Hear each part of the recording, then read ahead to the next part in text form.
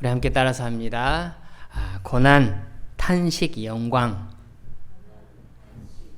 우리 한 번 더 합니다. 고난, 탄식, 영광. 예, 오늘 말씀의 함축적인 전체적인 의미가 고난, 그리고 탄식, 마지막에 영광, 이렇게 하나님의 놀라운 은혜의 역사를 우리 가운데 천명하는 모습을 우리가 보게 됩니다. 자, 지난주에 저와 여러분들이 하나님의 자녀라는 것을 누가 증언한다고 그랬습니까? 성령께서 증언하는 것입니다. 우리 같이 연약하고 보잘것없는 우리가 하나님의 아들, 딸이 되었다라는 사실에 대해서 사람이 인정한 게 아니에요. 내가 그렇게 하고 싶어서 그렇게 된 것이 아닙니다. 성령님이 나로 하여금 그러한 깨달음을 주시고 또 성령님이 작정하심 속에서 우리에게 인을 치셨기 때문에 우리는 그 성령님의 은혜로 말미암아 하나님의 자녀가 되었다는 사실을 성령님이 다니면서 자랑하고 다니니 우리는 얼마나 이게 감격스러운 일인가라고 하는 사실에 대해서 같이 생각해 보았습니다. 미국의 한때 오페라계에서 활약을 했던 힐니 할버트라고 하는 가수가 있었습니다. 이 사람이 어느 날 자기 아들과 이웃집 아이가 함께 놀면서 주고받는 대화를 듣게 되었다고 합니다. 이웃집 아이가 자기 아들을 보고 이렇게 말합니다. 우리 아버지는 시장님을 잘 아신다 하고 이렇게 자랑을 합니다. 시장님을 잘 안다는 것, 실시의 권세를 가진, 권능을 가진 그런 큰 힘을 가진 시장을 잘 안다고 하는 게 얼마나 큰 자랑스러운 일입니까? 그 말을 들은 자기 아들이 잠깐 기가 죽더니 이내 한다는 말이 이렇게 말합니다. 우리 아버지는 하나님을 잘 아신다. 이렇게 자랑을 하더랍니다. 하나님을 잘 아셔. 그런데 이상하게 그 곁에서 몰래 들으려고 하는 것은 아니지만 아이들이 대화를 주고받는 것을 이렇게 듣고 있다가 아빠가 자기도 모르게 가슴이 울컥하게 올라오더라는 것입니다. 그리고는 눈에서 눈물이 막 쏟아져서 서재로 들어가서 하염없이 그렇게 몰래 펑펑 울었다고 합니다. 여러분 그렇다면 무엇 때문에 이 아들의 말을 들은 아빠가 이렇게 울었을까요? 여러분 그 눈물의 의미가 어디에 있었다고 생각하십니까? 하나님을 잘 아셔. 우리 아빠는 하나님을 너무나 잘 아셔. 라고 하는 이 아들의 마음속에 아빠는 하나님을 잘 안다고 하는 그 사실이 너무나 자랑스럽고 떳떳하게 그렇게 여겨졌다는 그런 아들의 모습을 생각하니까 너무나 감격스러워서 그리고 자기가 자기 자식에게 하나님을 잘 아는 그런 아버지로 그동안 비춰졌기 때문에 아들이 자신을 그렇게 바라보는 그런 시각으로 보고 있다는 그 사실 자체가 너무나 감격스러웠기 때문에 그는 북돋아 오르는 그런 감격을 주체하지 못하고 서재에 들어가서 몰래 울었다는 것입니다. 여러분 방금 전에 서두에 제가 이 이야기를 하기 전에 저와 여러분이 하나님의 자녀다라고 하는 사실을 성령님께서 증언하셨다고 했습니다. 그리고 우리가 하나님의 자녀임을 성령님이 자랑하셨다라고 하는 말씀을 드렸습니다. 그렇다면 여러분은 내가 하나님의 자녀입니다 라고 하는 사실에 대해서 얼마만큼 자랑스럽게 생각하며 그렇게 이 땅을 살아가십니까? 또한 하나님이 나의 아버지라는 사실에 대해서 얼마만큼 감격하고 살아가십니까? 성령님은 우리에게 오셔서 우리로 하여금 가장 높으신 분, 가장 전능하신 분, 가장 자비로우신 그분을 하나님 아버지라고 부르게 하셨습니다. 그리고 그것을 증언하셨습니다. 여러분 그것이 지난주 우리가 16절 말씀에 보았던 말씀이죠. 우리 한번 회상을 하면서 다시 한번 16절 말씀을 살펴봅니다. 다 같이 봉독하겠습니다. 시작. 성령이 친히 우리의 영과 더불어 우리가 하나님의 자녀인 것을 증언하시나니 그렇습니다. 저와 여러분들이 하나님의 자녀라는 사실을 성령님께서 증언하시는 것입니다. 나는 너와 함께한다. 나는 내 안에 있다.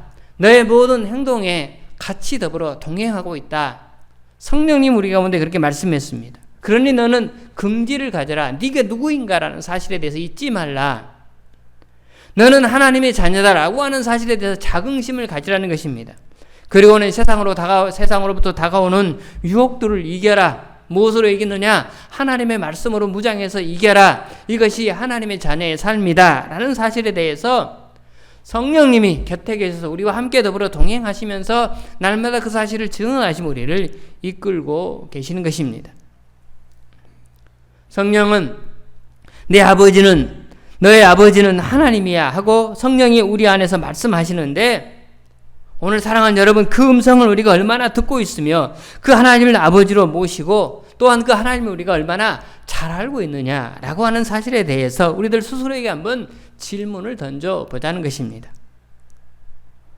오늘 그 가수의 아들이 우리 아버지는 하나님을 잘 아셔라고 자랑하는 것처럼 오늘 저와 여러분도 그 하나님의, 우리가 그분의 자녀된 것에 대해서 우리가 얼마만큼 자랑스럽게 긍지를 가지고 이 땅의 삶을 살아가고 있느냐라고 하는 부분에 있어서 우리들 스스로에게 한번 질문을 던져보자라고 하는 것입니다. 여러분, 우리가 하나님의 자녀가 되었다는 이 사실은 너무나 황홀하고 너무나 자랑스러운 일이죠. 그렇지만 어떻습니까? 세상에서는 야, 너 하나님의 자녀야, 야, 부럽다, 이렇게 말하는 사람은 거의 없습니다. 어떻게 보면 세상은 야, 시장님하고 잘하셔, 니네 아버지 대단해, 하나님을 잘 안다라고 하는 것보다는 시장님을 잘 안다라고 하는 사실이 훨씬 더 커 보입니다. 하나님을 잘 안다라고 하는 사실에 대해서는 별로 매력을 갖지 못합니다. 아니, 오히려 나는 하나님을 잘 알아 라고 얘기했을 때 상대방은 오히려 더욱더 시큰둥하게 여기거나 아니면은 거부감을 일으키기도 하고 이질감을 갖기도 합니다. 여러분, 이것이 세상에서의 우리의 모습인 것입니다. 왜 그렇습니까? 여러분, 왜 그렇습니까? 죄송한 이야기입니다만 아직 예수를 믿지 아니한 세상 사람들은 마귀의 지배하에 있기 때문인 것입니다. 마귀의 지배하에 있다라고 하는 말은 한마디로 정리하자면 그들은 마귀의 자녀라는 사실입니다. 그런 이처럼 마귀의 자식들이 하나님을 아버지라고 부르고 좋아하는 이들을 좋아할 리가 절대적으로 없는 것입니다. 하지만 우리는 이렇게 마귀의 자녀들과 함께 섞여서 이 세상의 삶을 살아갈 수밖에 없습니다. 우리는 하나님의 자녀, 세상은 마귀의 자녀. 이런 의미에서 우리는 세상 속에서 살아가면서 세상의 마귀의 자녀들과 함께 더불어 살아가면서 자연 발생적으로 우리에게 대가를 치러야 되는 게 있다는 사실입니다. 우리는 자연적으로 하나님의 자녀라는 이유 때문에 그만한 값을 세상 속에서 치르지 않으면 안 되는 처지에 놓여 있는 것입니다. 그리고 나아가 그 값을 치를 때야 비로소 우리가 하나님의 자녀라는 사실이 그들에게 나타나는 것입니다. 하나님의 자녀다라고 하는 사실을 입증하기 위해서는 세상 속에서 반드시 그들과 함께 더불어 살아가면서 고난이라고 하는, 아픔이라고 하는 이러한 일들이 동반되게 되어질 수밖에 없다는 사실입니다. 그래서 오늘 본문에서 하나님께서는 사도 바울을 통하여 당신의 자녀된 자가, 하나님의 자녀된 자가 세상에서 반드시 치료해야 될 대가를 우리에게 말씀하고 있는 것입니다. 뿐만 아니라 그 대가를 바로 치를 때 우리는 하나님의 자녀, 하나님의 상속자로서 누릴 수 있는 축복에 대해서도 언급하고 있는 내용을 오늘 말씀 속에 그렇게 담고 있는 것입니다. 사랑하는 성도 여러분, 하나님의 자녀들이 세상에서 반드시 치료해야 될 대가, 여러분, 이것을 한마디로 요약한다면 고난이다 라고 말할 수밖에 없는 것입니다. 하나님의 자녀라는 그 이유 때문에 우리는 세상 속에서 세상 사람들과 함께 더불어 살아가야 되는데, 그들 속에서 자연 발생적으로 우리가 겪어야 될, 우리가 원하지 않아도 겪어야 될 일이 무엇이냐? 그게 그들을 통하여 우리가 고난을 받게 된다라고 하는 사실입니다. 하나님의 자녀에게는 세상 사람들은 절대로 모르는 하나님의 자녀들만이 아는, 특별히 아는, 하나님의 자녀이기 때문에 아는 특별한 고난이 우리의 생애 가운데 따라올 수밖에 없다는 사실입니다. 만약에 우리가 그러한 고난을 거부한다면 우리가 하나님의 자녀다라고 하는 그러한 일들에 있어서 내가 자긍심을 갖고 살아간다 한달지라도 세상은 너는 하나님의 자녀가 아니야 라고 인정하게 될 수밖에 없고, 또한 하나님도 내가 하나님의 자녀인데 내가 너에게 맡긴 권한을 짊어지지 않는다면 하나님도 아마 생각을 달리할 거로 그렇게 여겨지게 되는 것입니다. 여러분, 그러므로 오늘 저는 오늘 말씀의 제목처럼 고난, 그리고 탄식, 그리고 영광이라고 하는 세 관문이 있습니다. 이러한 말씀을 오늘 본문 통해서 정말 우리의 생애 가운데 나타나게 될 이 세 관문을 어떻게 통과하느냐라고 하는 사실에 대해서 같이 모색해 보기를 원합니다. 오늘 한 주는 고난이란 말씀을 주제로 여러분들에게 한번 같이 고민을 해보고요. 다음 주에는 탄식과 영광이라는 주제를 가지고 같이 고민을 해보고자 합니다. 첫 번째, 여러분 방금 말씀드렸지만 하나님의 자녀에게는 하나님의 자녀만이 아는 특별한 고난이 반드시 따라온다라는 사실을 우리가 인식하며 살아야 된다는 것입니다. 다시 말씀드립니다. 하나님의 자녀에게는 세상 사람들은 절대로 모르는 하나님의 자녀만이 아는 특별한 고난이 우리에게 있다는 것입니다. 미안한 말씀이지만 어쩔 수 없습니다. 내가 하나님의 자녀이기 때문에 따라오는 특별한 고난이 오늘 우리에게 있어서 하나님의 자녀로서의 삶에 있어서 반드시 동반되게 되는 게 우리의 삶이다라는 것입니다. 17절, 18절 말씀, 오늘 18절부터 본문 시작했는데요. 17절부터 한번 같이 보아야 하겠습니다. 17절, 18절 두 절을 다 같이 봅니다. 시작. 자녀이면 또한 상속자, 곧 하나님의 상속자예요.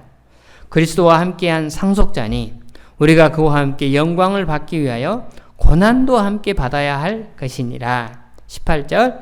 생각하건대 현재의 고난은 장차 우리에게 나타날 영광과 비교할 수 없도다. 자, 자녀이면, 여기 자녀는 누굽니까? 바로 저와 여러분들입니다. 성령님께서 인정하는 하나님의 자녀입니다.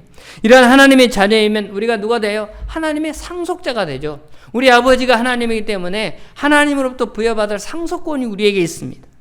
상속자, 곧 하나님의 상속자요, 그리스도와 함께한 상속자니, 그 다음에 우리가 그와 함께 영광을 받기 위하여 무엇도 받아야 돼요? 고난도 함께 받아야 할 것이니라. 하나님의 유산을 상속받을 상속자로서 반드시 치료해야 될 대가가 무엇이냐? 고난도 함께 받아야 할 것이니라. 그러면 누구와 함께 받는 것입니까? 그 윗줄에 그리스도와 함께한 상속자니 말하고 있으니 바로 우리가 주님과 함께 고난도 함께 받아야 한다라고 그렇게 말씀하는 것입니다. 네, 우리는 하나님의 자녀로서 하나님으로부터 물려받은 상속자의 위치에 있습니다. 그런데 그 상속자에게 주어지는 반드시 상속자로서 그 상속을 우리가 부여받기 위해서 치료해야 될 대가가 무엇이냐? 그 대가가 바로 고난이다 라고 하는 것입니다. 그런데 그 고난이 두 가지예요. 첫째는 어떤 고난이냐면 그리스도와 함께 받는 고난. 그리스도와 함께 받는 고난이요. 두 번째는 어떤 고난이냐? 현재의 고난이다 라고 그렇게 말씀하는 것입니다. 그러면 여러분, 그리스도와 함께 받는 고난이란 무슨 뜻일까요? 여러분, 우리가 잘 아시다시피 예수님은 세상에서 계실 동안에 평탄하게 삶을 살지 못하셨습니다. 만왕의 왕으로 오셨지만 너무나 초라한 마구간에 오셨고 말 먹이통 위에 누이는 그러한 수치를 주님은 오셨을 때부터 그렇게 맛보아야 했습니다.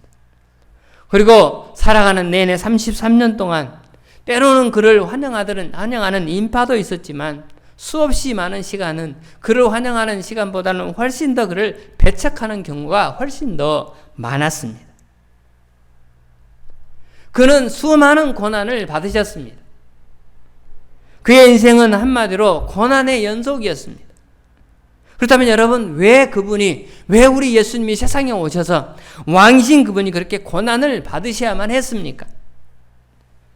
여러분, 그 모진 수많은 고난을 주님이 왜 그렇게 받으셔야만 했습니까? 주님이 고난받는 이유 한마디로 정리한다면 예수님이 하나님의 아들이셨기 때문에 받는 고난이었습니다. 그분이 하나님의 아들이라는 그 이유 때문에 받는 고난이었습니다. 사람들이 볼 때 예수님이 너무나 초라했습니다.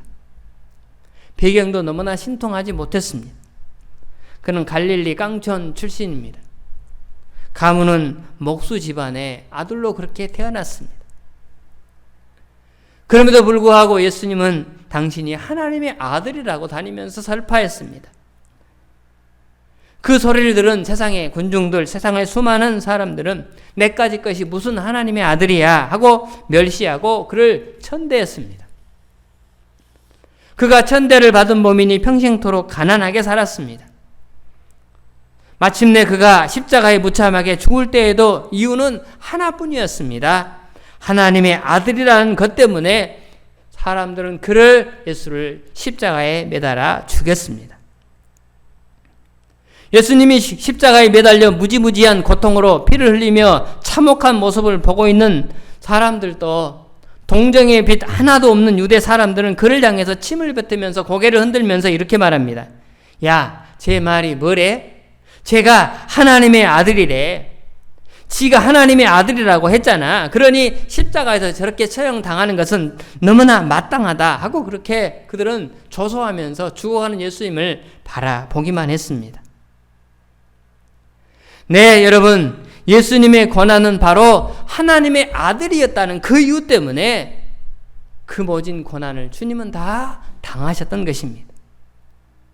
그렇다면 여러분, 예수님이 하나님의 아들이라고 했다는 그 이유 때문에, 예수님이 하나님의 아들이라고 하는 그 이유 때문에 그렇게 고난을 받아야 했다면 오늘 하나님의 아들이라고 자랑하는 우리가 세상 속에서 고난받지 않고 넘어갈 수가 있겠느냐라고 하는 것입니다. 아니, 그래서는 안 된다는 것입니다. 예수님이 하나님의 아들이었기 때문에 당하는 고난을 우리도 함께 당연하게 주님과 함께 당하는 것이 당연하다, 너무나 자연스럽다라고 하는 것입니다. 예수님이 받으신 고난을 우리도 똑같이 받을 수밖에 없는 처지가 하나님의 자녀로서의 처지다라고 하는 것입니다. 너희가 예수님처럼 고난도 함께 받아야 할 것이니라. 그런 의미에서 17절에 예수 그리스도와 함께 고난을 받아야 될 것이니라 라고 못을 받고 있습니다. 주인이 고난받는데 종이 어찌 편하게 있을 수가 있겠습니까? 맏형이, 큰형이, 다다음 주에 나오겠습니다만 예수님이 우리의 맏형입니다. 우리의 큰형입니다. 큰형님이에요. 예수님 우리의 큰형님. 왜요? 하나님의 아들이기 때문에. 제일 맏아들이 누굽니까? 맏아들, 하나님의 아들 첫 번째 아들이 누구냐면 예수님입니다. 그리고 우리는 예수님의 동생이에요. 맏형이 고난받는데 동생들이 그냥 보고만 있겠습니까? 동생들도 당연히 고난받는 것은 당연하다라고 하는 것입니다. 여러분, 이것은 요한복음 15장 20절에 그 사실을 분명하게 지적하고 있습니다. 요한복음 15장 20절 다 같이 봅니다. 시작. 내가 너희에게 종이 주인보다 더 크지 못하다 한 말을 기억하라. 사람들이 나를 박해하였은즉 너희도 박해할 것이요 내 말을 지켰은즉 너희 말도 지킬 것이라. 내가 너희에게, 나를 따르는 제자들에게, 예수님께서 당신의 제자들에게 말씀합니다. 종이 주인보다 더 크지 못하다 한 말을 기억하라. 그렇죠. 종이 어떻게 주인보다 클 수가 있겠습니까? 그러기에 주인이 고난받으면 종은 당연히 고난받아야 합니다.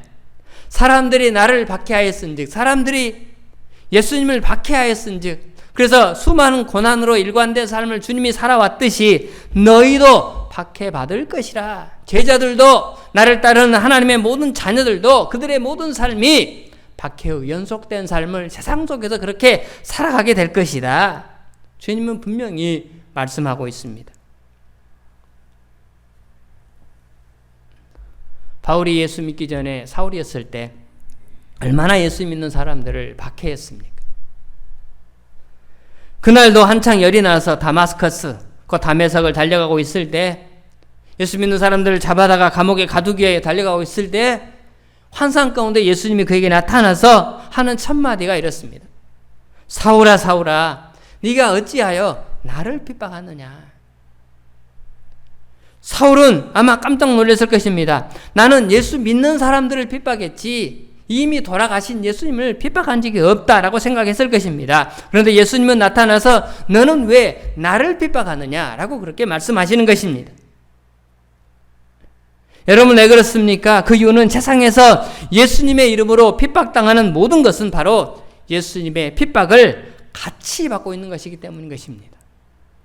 저와 여러분의 생애 가운데 우리가 때로는 겪는 그러한 고난, 그 힘든 삶들이 하나님의 자녀이기 때문에 내가 받는 그러한 고난이지만 주님이 받았기 때문에 나도 받는 것이고, 또한 주님과 나는 하나였기 때문에 내가 받는 그 고난을 주님도 같이 받고 있다는 사실입니다. 그러므로 여러분, 예수 믿는 사람들은, 예수 믿는 자를 핍박하는 것은 누구를 핍박하는 것입니까? 예수님을 핍박하는 것입니다. 곧 예수님과 우리는 뗄래야 뗄 수 없는, 예수님과 나는 이 둘은 나뉘어질 수 없는 온 하나를 이루는 그러한 몸체, 그러한 존재들이라는 사실입니다. 이런 것들을 보아도 하나님의 아들 된 하나님의 아들이신 예수님이 세상에서 당하신 고난을 하나님의 아들 된 우리는 그 고난을 피할 수가 있느냐? 그 고난을 피할 수가 없다. 달게 받고 가야 된다. 힘들어도 어려워도 고통스러워도 그 고난을 함께 짊어지고 가야 된다. 이것이 하나님의 자녀들의 남은 인생의 길이다라는 사실을 사도 바울은 오늘 본문을 통하여 피력하는 거예요. 여러분, 2000년 전에 예수님을 핍박하고 십자가에 못 박았던 세상은 그동안 변했습니까? 여러분, 세상이 변했습니까? 아니요. 2000년 전에 예수님을 십자가에 매달아 죽였던 세상은 아직도 여전히 악합니다. 달라진 것이 하나도 없습니다. 2000년 전이나 지금이나 똑같습니다. 세상은 아직도 세상 신이 다스리고 있습니다. 마귀의 지배하에 수많은 사람들이 살아갑니다. 아니, 오히려 그 사람들은 더 악해지고 있습니다. 그들은 하나님을 더 싫어합니다. 더 혐오합니다. 하나님을 싫어하기 때문에 자기를 하나님의 아들이라고 생각하는 그 사람들을 그들은 더 싫어하는 것입니다. 겉으로는 그렇지 않고 표를 내지 않지만 속으로는 정말 싫어합니다. 하나님의 자녀들을. 만일 저 극렬 이슬람주의자들처럼 예수 믿는 사람들을 다 죽여라 하는 시대가 이 나라에도 온다면 그들은 아마 금방 변해서 우리를 죽이려고 달려들지도 모릅니다. 그게 세상인 것입니다. 여러분, 이것이 세상입니다. 그런데 이것은 이상한 일이 아니고 이것은 너무나 자연스러운 일이라는 것입니다. 왜요? 예수님이 당하신 고난, 우리도 피할 수 없기 때문에 일어나는 자연스러운 현상임을 사도 바울은 말씀을 통하여 천명하고 있는 것입니다. 바울뿐만입니까? 여러분, 신약성경 대복음부터 요한계시록까지 샅샅이 뒤져보십시오. 예수 믿는 사람들을 위해서 주님이 고난을 피해라, 바울과 같은 사람들이 고난을 피해라 이렇게 말한 적이 있는가를 찾아보십시오. 한 군데도 없어요. 고난을 피해라, 내게로 와라, 내가 그럼 너에게 고난을 피하게 하리라, 이런 말씀이 전혀 없습니다. 오히려 고난을 받으라고 말하는 말씀만 계속적으로 이어지고 있는 것입니다. 예수님이 고난은 무지 아프거든, 그러니 너희들 고난 내가 받지 않도록 내가 도와주마 하는 말도 주님이 한 번도 한 적이 없습니다. 고난받지 않고 이 나라에 들어올 수 있다 이런 말을 한 적이 없어요. 고난을 당해야 이 나라에 들어올 수 있다라고 말합니다. 오히려 성경은 고난을 받으라고 말합니다. 더 큰 고난을 받아야 한다고. 그래서 모든 고난을 짊어지고 나와 함께 더불어 나아가자고 주님은 말씀하고 있다는 사실을 우리는 기억해야 합니다. 여러분, 우리가 하나님 나라에 들어가기 위해서는 이 고난을 당연하게 받으라고 가르쳐주는 것입니다. 베드로전서 4장 13절은 대표적인 말씀을 우리 가운데 말씀하는데요. 여러분 한번 다 같이 읽겠습니다. 시작. 오히려 너희가 그리스도의 고난에 참여하는 것으로 뭐하라? 즐거워하라. 이는 그 이유는 그의 영광을 나타내실 때 너희로 즐거워하고 기뻐하게 하려 함이라. 너희가 그리스도의 고난에 참여하는 것으로 기뻐하래요. 즐거워하래요. 왜요? 그 이유가 무엇입니까? 거룩한 하나님의 나라, 영광스러운 그 나라에 이제 다음 주에 보겠지만 그 놀라운 영광을 맛보기 위하여 우리의 것으로 누리기 위해 고난의 삶을 짊어지고 가는 것을 그냥 수용하고 받아들이며 오히려 즐거워하라고 그렇게 말씀하고 있는 것입니다. 너희가 고난받는 것으로 즐거워하라. 바로 거기에 참여하는 것으로 즐거워하라. 피하라고 하지 않고 고난을 받으라고 성경은 누누이 강조합니다. 왜 그렇습니까? 바로 이것이 하나님의 자녀들만이 아는 고난의 의미인 것입니다. 사랑하는 여러분, 우리가 가는 길에 당연히 고난은 따라올 수밖에 없다는 사실입니다.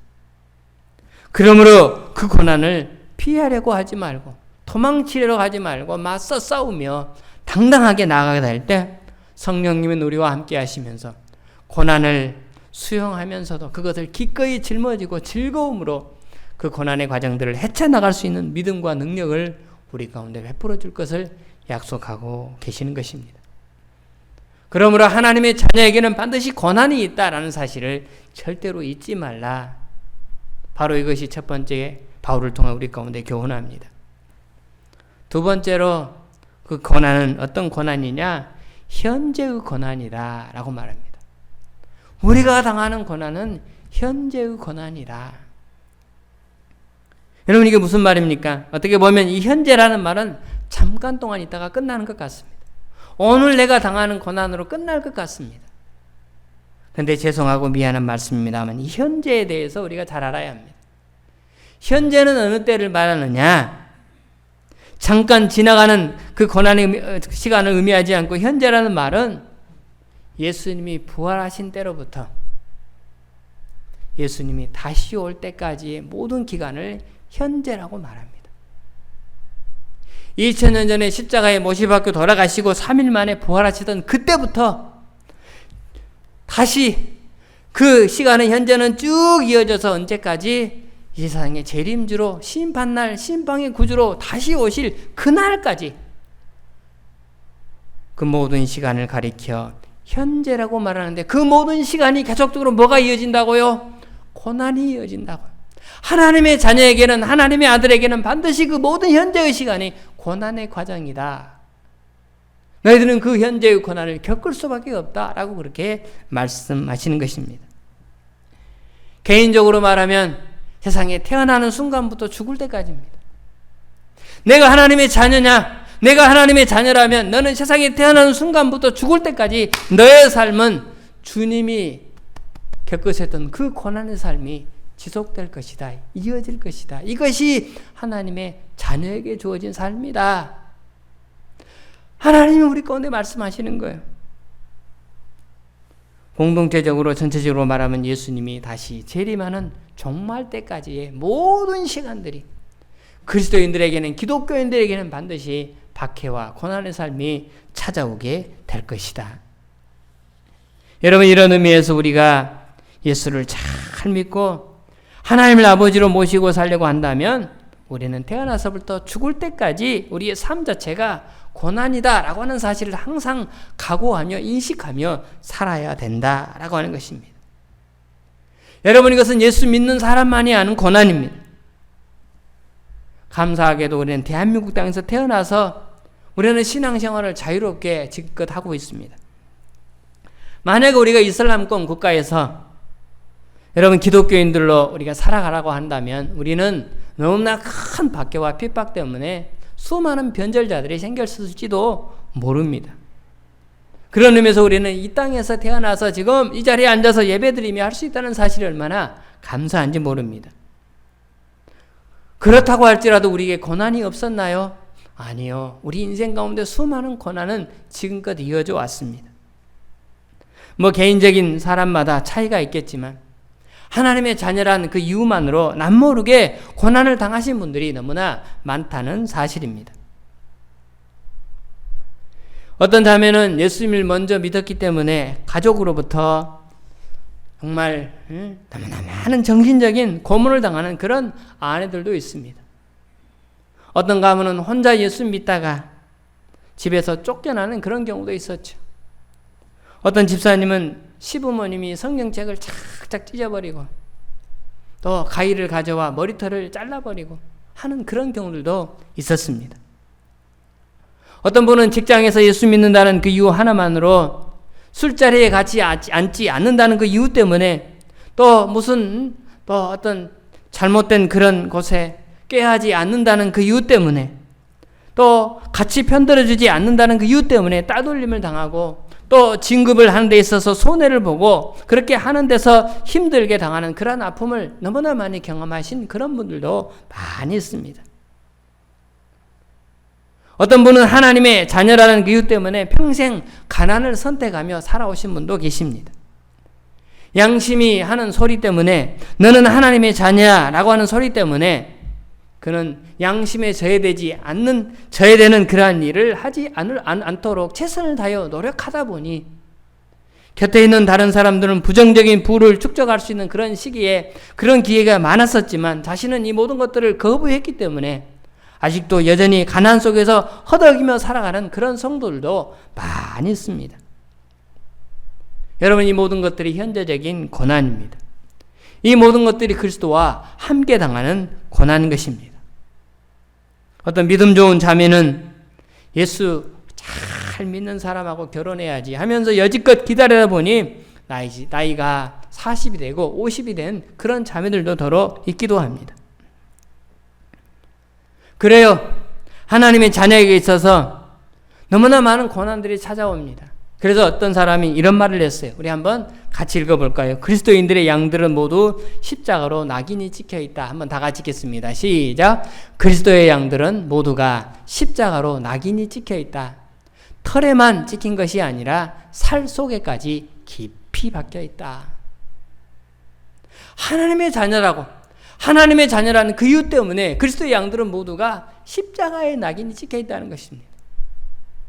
고난의 삶이, 십자가의 그 고난의 삶이 지금껏 이어져서 누구는 가난하기도 하고 누구는 핍박을 받기도 하고 누구는 따돌림을 당하기도 하고 그렇게 모진 세월의 삶을 지금껏 살아오신 분들이 너무나 많다는 사실입니다. 우리 모두가 하나님의 자녀이기 때문에 십자가의 낙인을 우리 몸에 시커멓게 찍어놓고 다니는 그런 사람임을 명심하자라고 하는 것입니다. 여러분, 그 낙인이 무엇입니까? 그리스도와 함께 받는 현재의 고난입니다. 그 고난은 우리만이 아는 고난입니다. 우리만이 받는 자랑스러운 고난입니다. 우리만이 받는 피할 수 없는 그런 고난인 것입니다. 주님을 따라가려면 절대로 피할 수 없는 고난이 우리의 생애 내내 연속된다라는 사실을 기억하며 이 길을 같이 더불어 가자. 바울이 오늘 성경 말씀을 통해 우리 가운데 피력하고 있는 것입니다. 사랑하는 성도 여러분, 그것이 이 땅에서 우리가 살아가야 될 길임을 다시 한번 기억하며 현재 여러분들이 당하는 고난에 있어서 때로는 좌절하며 때로는 원망하며 하는 순간들도 많았지만 여러분, 그 고난이 오히려 하나님의 자녀임을 증명하고 나타내는 하나의 근거요, 하나의 도구임을 우리는 기억하며 살아야 된다라고 하는 것입니다. 고통이 다 나쁘냐? 여러분, 제가 지금부터 이야기하는 한 예를 여러분들이 들어보면서 한번 평가해 보시기 바랍니다. 외과 의사로서 인도에서 나병 환자들을 위하여 수십 년간을 섬긴 폴 브렌트라고 하는 선교사님이 계십니다. 이분은 외과 의사입니다. 이분이 헨리 나우엔, 최고의 영성학자죠. 헨리 나우엔과 같은 그런 양대 산맥이라 할 수 있는 필립 얀시라고 하는 분과 공저를 해서 쓴 책이 있습니다. 그 책 제목이 뭐냐면 고통이라는 선물입니다. 책 제목이 고통이라는 선물이에요. 제목이 좀 기분 나쁘잖아요. 고통이라는 선물. 아니, 고통이 왜 선물입니까? 그런데 누군가에게는 고통이 선물일 수 있다는 것입니다. 이 책의 저자인 폴 브란트는 인도에서 25년간 그리고 미국에서 30년간 무려 55년간을 나병 환자들을 돌보는 그런 의사였습니다. 이분의 아버지도 영국 출신의 의사인데요. 인도의 그 나병 환자 초원에 가서 수십 년간을 봉사하다가 죽었습니다. 그 남편이 죽자 아내도 똑같이 나는 여기를 떠날 수 없다 해서 인도의 그곳에서 죽을 때까지 그 어머니도 같이 봉사하며 살다가 죽었습니다. 엄마 아버지가 그 인도에 있는 나병 환자 초원에서 다 죽은 것입니다.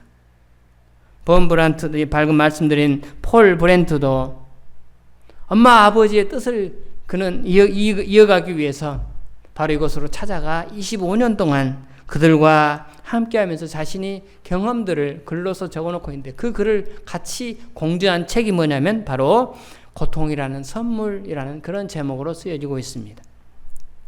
그 첫 책의 첫 장에 맨 이런 이야기가 이런 이야기가 나옵니다. 한 어머니가 4살 난 타냐라고 하는 딸아이를 데리고 병원에 찾아옵니다. 그 4살 난 타냐의 다리가 붕대로 칭칭 감겨져 있었습니다. 의사가 피로 얼룩진 그 다리의 붕대를 하나씩 풀어가는 내내 진찰 때 가장자리에 앉아있는 타냐는 무덤덤하게 그냥 앉아있기만 합니다. 아이가 참 이상한 것이죠. 다른 아이들 같으면 자지러지게 울거나 아프다고 때를 쓸 법도 한데 그냥 무덤덤하게 그러다가 한 번씩 희죽희죽 웃고 있더라는 것입니다. 붕대를 벗겨낼수록 피고름으로 둘러싸여 있었고 마지막 붕대를 벗겨내자 그 아이의 다리가 썩어가고 뼈가 드러나고 있었습니다. 근데 그럼에도 불구하고 아이는 비명도 아프다는 소리도 전혀 없는 것입니다. 의사가 놀라서 아이의 엄마를 쳐다봅니다. 그러자 엄마가 체념하듯이 의사에게 이렇게 이야기합니다. 갓난 아이 때는 건강한 것 같았어요. 지나칠 정도로 활동적이라는 것만 빼면 완전히 정상적이거든요. 그런데 이 아이에게 심각한 문제가 있다는 것을 처음 알았을 때가 잊혀지지 않아요. 제가 현장감을 돕기 위해서 책 내용을 그대로 적어왔습니다. 이 타냐라는 아이가 17개월쯤 되었을 때 잠시 방 안에 혼자 두었는데 바닥에 앉아서 하얀 비닐 종이에 손가락 끝으로 빨간 소용돌이를 그리고 있었어요. 그때까지도 사태의 심각성을 몰랐죠. 그런데 가까이 가서 보는 순간 비명을 지를 수밖에 없었습니다. 끔찍했습니다. 타냐의 손가락 끝이 난도되어서 거기서 피가 줄줄줄 흐르고 있었고 그 흐르는 피를 가지고 종이에다가 빨갛게 이렇게 그림을 그리고 있는 거예요. 도대체 무슨 일이냐고 타냐에게 소리치면서 타냐를 쳐다보았더니 아이가 씩 웃는데 이빨에 피가 묻어 있는 거예요. 무슨 짓을 했죠? 아이가 자기 손가락 끝을 깨물어 가지고 거기서 손가락에서 나오는 피를 가지고 그림을 그리고 있는 것입니다. 부모는 계속해서 아이에게 물어뜯으면 안 된다고 수없이 납득을 시키며 그에게 볼기짝도 때리고 하면서 별의별로 그들을 협박하기도 했지만 오히려 그 아이는 자기가 원하는 것이 있을 때 원하는 것을 부모님이 들어주지 않으면 손가락을 들어서 입에 넣는답니다. 깨물어 버리겠다는 거예요. 그러면 부모님은 놀래가지고 원하는 대로 다 해줬대요. 아이 아빠는 그렇게 된 지 1년 만에 가족들을 버리고 내가 괴물을 낳았어 하고 아이와 아내 곁을 떠나갔다고 합니다. 발현한 상처는 어떻게 난 거냐고 물었더니 걸어다니기 시작하는 순간부터 아이가 앞정이나 못을 세워놓고 그 위를 걷는 거예요. 푹푹 발속에 푹푹 앞정이 박히죠.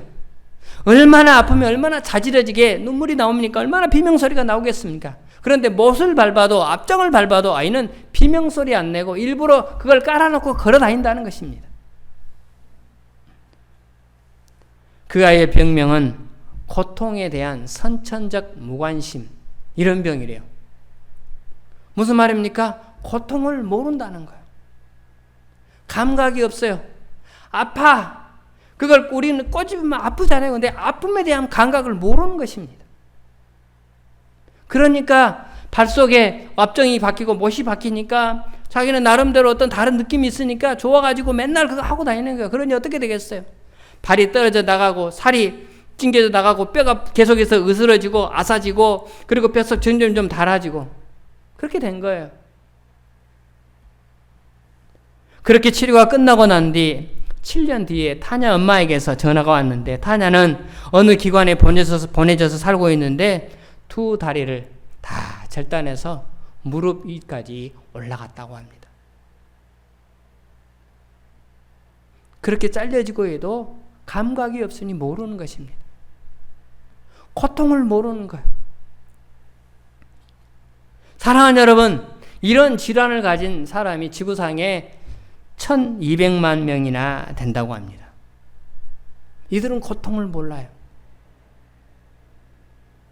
그래서 그 책의 제목을 고통을 좀 알았으면, 이런 사람들이 고통을 좀 알았으면 자기의 살을 손가락으로 깨물겠어요? 손가락을 입으로 깨물겠습니까? 오늘 그러나 우리는 고통이라는 선물을 하면 우리는 반감을 가질 수밖에 없지만, 그들에게는 뭡니까? 고통이 있어야만이 자기의 몸을 보존할 수 있는 선물이 되는 것입니다. 자기의 몸을 유지할 수가 있어요. 그런데 고통을 모르니까 계속적으로 잘라내고 해도 전혀 모르는 거예요. 지금은 무릎까지 갔지만 나중에 어떻게 될까요? 그 아이는 얼마 못 가서 세상을 떠나게 될 것입니다. 오늘 우리는 우리 인생 가운데 다가오는 고난, 고통, 우리는 이것을 무지무지 싫어합니다. 그래서 될 수 있으면 피하게 해달라고 한없이 기도합니다. 하지만 누군가에게는 고통이 선물이었다는 사실이요. 그렇다면 여러분, 오늘 우리에게 고통이, 고난이 선물일 수 있지도 않을까요? 아니, 오히려 고난이 있기 때문에, 고통이 있었기 때문에 우리가 주를 찾았었지 않을까요? 그리고 앞으로도 우리 인생에 찾아오는 고난이 있기 때문에 여전히 주님을 바라볼 수밖에 없을까요? 그렇다면 저 책 제목, 고통이라는 선물, 바로 이것이 그들에게만 선물이 아니고 저와 여러분에게도 고난이, 고통이 선물일 수 있다는 사실입니다. 왜요? 고난과 고통을 통해서 주를 낭망하며 더 주를 대망할 수 있기 때문입니다. 남은 인생에 찾아오는 고난, 여전히 찾아올 수밖에 없다는 사실, 우리는 말씀을 통하여 오늘 다시 한번 인식하게 됐습니다. 그리고 그 고난은 현재적인 고난입니다. 죽을 때까지 그냥 끝나고 그냥 한 번 있다가 마는 게 아니고 계속적으로 다가온다는 것입니다. 하지만 그게 우리의 일상적인 자연스러운 삶임을 기억하고 오히려 그 고통을 통하여 주를 더욱더 바라보게 될 때, 저 여러분의 인생은 고난이 그리고 탄식이 영광으로 바뀌는 복된 날이 다가오게 될 줄로 믿습니다. 그날을 우리가 대망하며 사모하며, 오늘도 현재의 삶 속에서 아픔과 싸워가는 여러분의 인생길에 하나님의 거룩한 능력을 맛보는 저 여러분의 거룩한 미래들이 다 되시기를 주님의 이름으로 축원합니다. 오늘 주신 말씀 마음속에 품으면서 여러분 찬송 487장입니다. 어두움 후에 빛이 오며 바람 분 후에 잔잔하고 소나기 후에 햇빛 나며 수고한 후에 쉼이 있네. 여러분들이 가사를 기억하면서 찬양으로 나가도록 하겠습니다.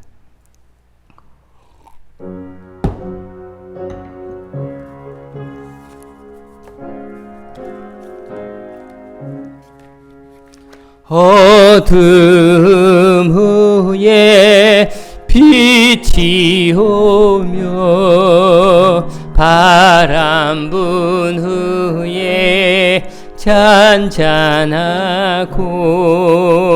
소나기 후에 햇빛 나며 수고한 후에 쉼이 있네. 연약한 후에 강건하며 애통한 후에 위로받고 눈물 난 후에 웃음 있고 씨 뿌린 후에 추수하네. 괴로움 후에 평안 있고 슬퍼함 후에 친구 있네. 멀어진 후에 가까우며 고독한 후에 친구 있네. 고생한 후에 기쁨 있고 헌금을 준비해 주세요. 십자가 후에 영광 있고 죽음 후에 영생하니 이러한 도가 진리로 4절 다시 한번 합니다. 고생한 후에 기쁨 있고 슬퍼한 후에 영광 있고 죽음 후에 영생하니 이러한 도가 진리로다. 고난, 탄식, 영광. 그 첫 번째 주제가 되는 고난에 대해서 살펴보았습니다. 우리는 수많은 인생의 시간들을 우리가 살아오면서 고난을 피해달라고, 될 수 있으면 고난이 우리 인생 가운데 찾아오지 아니하고 형통하고 아름답고 복되고 좋은 일만 있어달라고 얼마나 수없이 많이 기도했습니까? 하지만 그럼에도 불구하고 우리의 인생의 시간들은 가만히 돌이켜보니까 고난의 연속이었음을 발견하게 됩니다. 왜요? 우리가 하나님의 자녀였기 때문이죠. 주님, 하나님의 자녀로서 우리는 당연히 자연발생적으로 고난이 다가온다는 사실을 다시 한번 말씀을 통하여 깨닫게 됩니다. 그리고 나머지 인생 가운데 찾아오는 현재적인 모든 고난, 기쁨으로 감사로 짊어지기를 소망합니다. 하나님 함께 하시면서 이 모든 고난을 능히 이겨낼 수 있는 하나님의 능력을 선물하여 주실 줄로 믿습니다. 알고 누리고 그리고 이것들을 베풀며 이 땅의 모든 사명을 감당하다가 마침내 우리 가운데 도래하는 그 거룩한 영광의 주인공들 우리 모두가 다 되어지게 하여 주시옵소서. 어두움 후에 빛이 오고 바람 분 후에 잔잔하고 소나기 후에 햇빛 나며 수고한 후에 쉼이 있는 그 거룩한 날을 대망하며 살아가는 우리 모두의 인생길에 친히 함께 하셔서 역사하실 모든 일들을 대망하며 오늘도 주의 성전에 나와 예물을 드리며 하나님의 거룩함 앞에 우리 자신들을 드립니다. 물질과 우리 자신을 주님 받아주시고 나머지 인생 물질과 우리 자신들을 통하여 오직 주님의 영광만 나타나게 하여 주시옵소서. 드려지는 곳곳마다 하나님 함께 하시며 도우시며 역사하시는 주의 거룩한 비밀들을 알고 신앙생활을 잘 해나가는 우리의 남은 인생길 되도록 주께서 인도하여 주시옵소서. 여기까지 인도하신 하나님 감사합니다. 나머지 만남의 재단의 복된 미래도 친히 간구하시고 친히 하나님의 뜻 가운데 인도하여 주실 줄로 믿습니다. 맡기면서 하나님의 모든 행보를 기쁨으로 따라가는 온 성도들과 우리 모든 지체들 다 되게 하여 주시옵소서.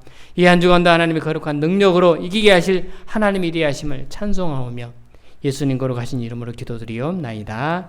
아멘.